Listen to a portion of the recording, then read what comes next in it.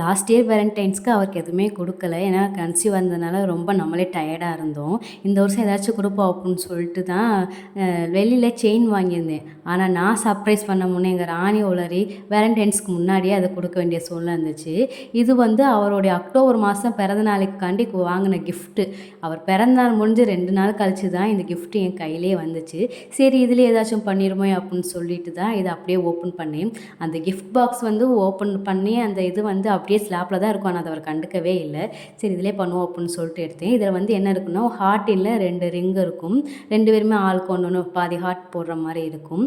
அந்த இதுக்குள்ளே வந்து டெடி பியரும் ரோஸாப்பும் இருந்துச்சு. நான் என்ன பண்ணிட்டேன் அப்படின்னா அந்த டின்னில் அப்படியே ட்ரீம் கேக் பண்ணி அவருக்கு கொடுக்கலாம் அப்படின்னு சொல்லிட்டு அந்த டின்னை எடுத்தாச்சு. எல்லாமே ரெடி பண்ணுறதுக்குள்ளே ஈவினிங் கரண்ட் ஆஃபா சரி அப்படின்னு சொல்லிட்டு காலையில் எந்திரிச்ச உடனே அவருக்கு வந்து ரோஸாப்பூவையும் கொடுத்துட்டு ரிங்கையும் மாட்டிட்டு அப்படியே அந்த என் ட்ரீம் பாய்க்கு ட்ரீம் கேக் தான் பண்ணியிருந்தேன். அந்த கேக்கையுமே கொடுத்தாச்சு. அதுக்கப்புறம் வந்து அவங்க வந்து வேலைக்கு போயிட்டாங்க.